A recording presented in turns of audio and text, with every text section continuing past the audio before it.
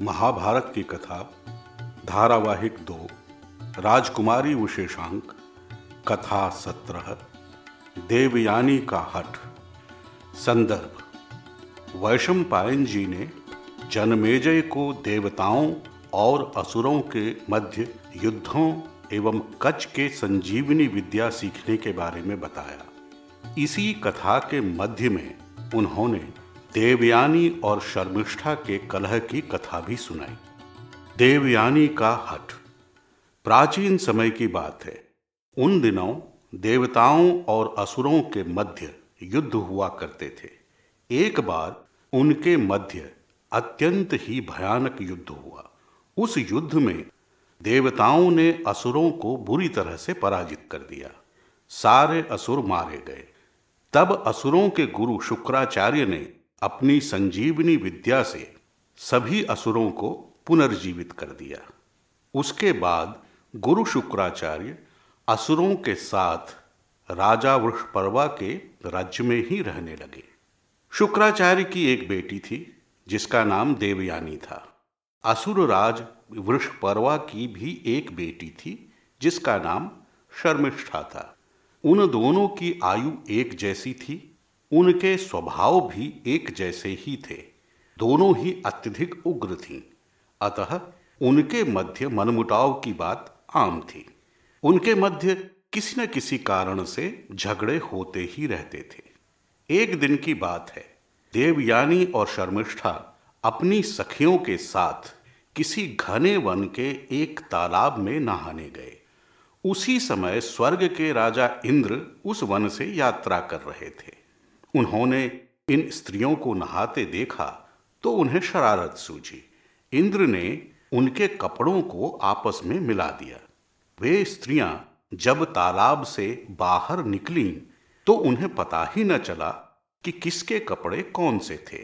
भूलवश शर्मिष्ठा ने देवयानी के कपड़े पहन लिए। जब देवयानी ने यह देखा तो क्रोध से आग बबूला हो गई और उसने शर्मिष्ठा का अपमान करने के लिए तीव्र स्वर में सभी को सुनाते हुए कहा, अरे असुर की पुत्री, तुमने मेरे कपड़े कैसे पहन लिए? क्या तुम मेरी बराबरी करना चाहती हो? दोनों अक्सर एक दूसरे को नीचा दिखाने के प्रयास में लगी रहती थीं। देवयानी की बात सुनकर शर्मिष्ठा ने भी तीव्र स्वर में कहा, अरे इसकी अकड़ तो देखो। इसके पिता तो प्रजा की तरह मेरे पिता की स्तुति करते हैं और इसका इतना घमंड। देख, अभी इसी समय मेरे कपड़े उतार कर दे दे, नहीं तो मुझसे कोई बुरा न होगा। देवयानी उसकी ओर झपटती हुई बोली, अरे जा, बहुत देखी तेरी जैसी। मैं राजकुमारी हूँ, राजकुमारी। तुझे किसी ने बताया नहीं कि राजा से बड़ा कोई नहीं होता? और सुन, यदि मैंने तेरे कपड़े पहन ही लिए तो कोई अनर्थ नहीं हो गया, पर मेरे कपड़े को मत छूना, अन्यथा देख लेना मैं तुझे छोड़ूंगी नहीं। शर्मिष्ठा ने पैर पटकते हुए कहा। शर्मिष्ठा का इतना कहना था कि देवयानी गुस्से से तिलमिला उठी। वह शर्मिष्ठा के कपड़े पकड़कर खींचने लगी और दोनों में हाथापाई हो गई। तब अवसर मिलते ही शर्मिष्ठा ने देवयानी को बलपूर्वक एक ओर धक्का दे दिया। बगल में ही एक कुआं था। देवयानी संभलते संभलते भी उस कुएं में जा गिरी। यह देख सारी लड़कियां वहां से भाग गईं। शर्मिष्ठा भी देवयानी को मरी समझकर वहां से भाग गई। उस कुएं में पानी न था, अतः उसमें गिरने से देवयानी को चोट तो आई, पर उसकी जान बच गई। उसने बहुत प्रयास किया पर निकल न पाई। बहुत पुकारा भी, किंतु उसकी पुकार किसी ने न सुनी। तब वह निराश होकर रोने लगी। उसी समय उसने अपने मन में यह भी निश्चय किया कि वह शर्मिष्ठा से इसका बदला अवश्य लेगी। सौभाग्य से उसी समय राजा ययाति शिकार खेलते खेलते उसी वन में पहुंचे। थकान और प्यास के मारे घोड़े से उतरकर कुएं के पास गए। कुएं में झांका तो उसमें पानी तो न था, किंतु एक सुंदर स्त्री रोती हुई बैठी थी। राजा ने पूछा, सुंदरी, तुम कौन हो? इस कुएं में क्या कर रही हो? देवयानी ने विनती के स्वर में कहा, मैं महर्षि शुक्राचार्य की पुत्री हूं। मेरा पैर फिसल जाने से कुएं में गिर गई। मुझे बाहर निकाल दीजिए, आपकी बड़ी कृपा होगी। ययाति ने उसे कुएं से बाहर निकाल दिया। देवयानी को कुछ विशेष चोट न थी। थोड़ी देर बातें कर ययाति शिकार पर निकल गए। देवयानी राजा की सुंदरता और उसके व्यवहार पर मोहित हो गई, किंतु तब कुछ बोल न सकी।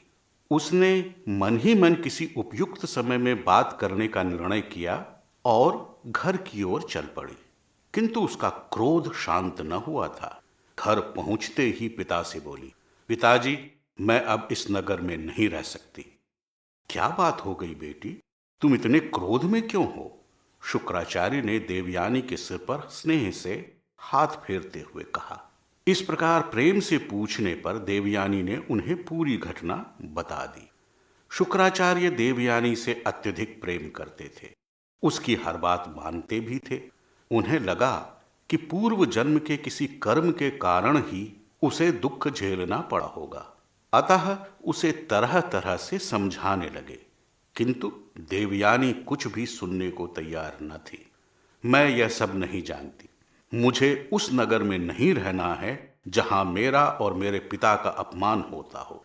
यदि आप चलने के लिए राजी ना हुए तो मैं अभी इसी समय से खाना पीना छोड़ दूंगी।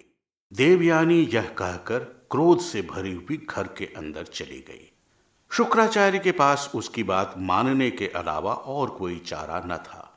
दूसरे ही दिन वे वृषपर्वा की सभा में गए और क्रोध से बोले, राजन, अधर्म के साथ अधिक दिनों तक नहीं रहा जा सकता। पहले आप लोगों ने बृहस्पति के पुत्र और मेरे शिष्य कच की हत्या का प्रयास किया। अब आप लोगों ने मेरी ही पुत्री की हत्या की कोशिश की। अब मैं यहां नहीं रह सकता, अतः आपको छोड़कर जा रहा हूं।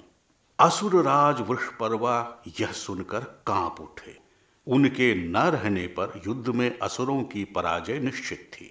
वे क्षमा मांगते हुए गुरु शुक्राचार्य से रुकने का निवेदन करने लगे, लेकिन शुक्राचार्य न माने। उन्होंने कहा कि जहां उनकी बेटी का तिरस्कार हो वहां उनका रहना संभव न था। वृषपर्वा पूरी तरह से निराश हो गए। अंतिम आस लेकर देवयानी के पास गए और बोले, बेटी, तुम जो भी चाहो मांग लो, लेकिन यहीं रहो। देवयानी इसी अवसर की तलाश में थी। उसने कहा, राजन, शर्मिष्ठा 1000 दासियों के साथ मेरी सेवा करे, मेरी दासी बनकर रहे, तो मैं और मेरे पिता आपके राज्य में रुक सकते हैं। वृषपर्वा खुशी खुशी तैयार हो गए और उस दिन से शर्मिष्ठा देवयानी की दासी बनकर रहने लगी। देवयानी के मन को बड़ा संतोष हुआ। एक दिन देवयानी अपनी दासियों और शर्मिष्ठा के साथ वन में खेलने के लिए गई। संयोग से उस दिन राजा ययाति भी उसी वन में घूम रहे थे। इन्हें देखकर परिचय जानने के लिए इनके पास गए। देवयानी राजा को देखकर अत्यधिक प्रसन्न हुई। वह ऐसे ही किसी अवसर की तलाश में थी जब राजा से अपनी शादी की बात कर सके। उसने कहा, राजन, क्या आपको याद है कि एक दिन आपने मेरी जान बचाई थी जब मैं कुएं में गिर पड़ी थी? राजा ने याद कर कहा, अच्छा, तो वो आप थीं। अब कैसी हैं आप?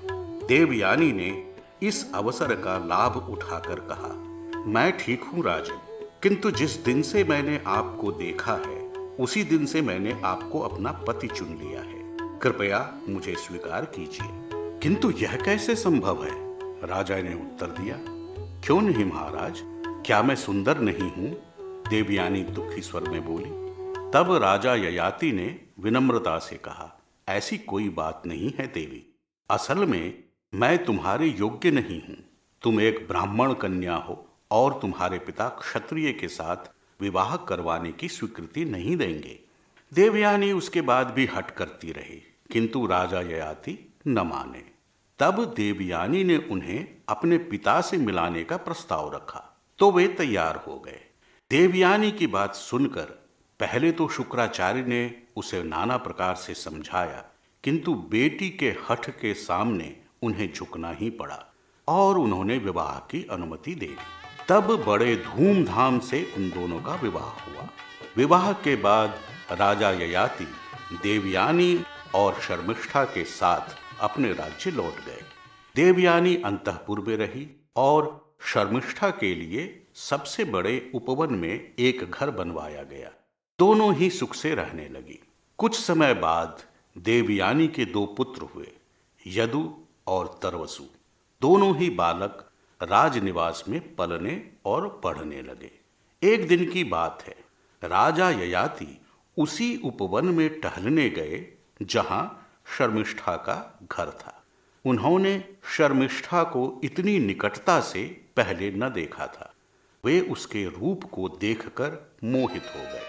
शर्मिष्ठा भी राजा से प्रेम करती थी, किंतु दासी होने के कारण कभी बोल न पाई थी। उस दिन के बाद से वे दोनों छुप छुप कर मिलने लगे। कुछ समय बाद शर्मिष्ठा के भी 3 पुत्र हुए, दुर्यु, अनु और पुरु। कई वर्षों के बाद एक दिन देवयानी और ययाति उसी उपवन में टहलने निकले जहां शर्मिष्ठा अपने बच्चों के साथ रहती थी। टहलते समय देवयानी ने उन बच्चों को देखा। उन अनजान बच्चों को उपवन में देखकर वह हैरान रह गई। वे बहुत ही सुंदर और बलवान थे। उनका रंग रूप राजा ययाति के ही जैसा था। यह जानने के लिए कि ये कौन हैं, देवयानी ने उन्हें अपने पास बुलाकर पूछा, तुम्हारे माता पिता कौन हैं? बच्चों ने इशारा कर कहा, हमारी माँ का नाम शर्मिष्ठा है। देवयानी को समझते देर न लगी कि वे राजा के ही पुत्र हैं।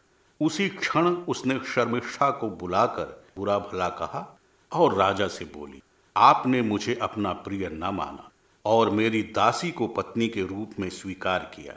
आपने न केवल मेरे साथ छल किया बल्कि अन्याय भी किया।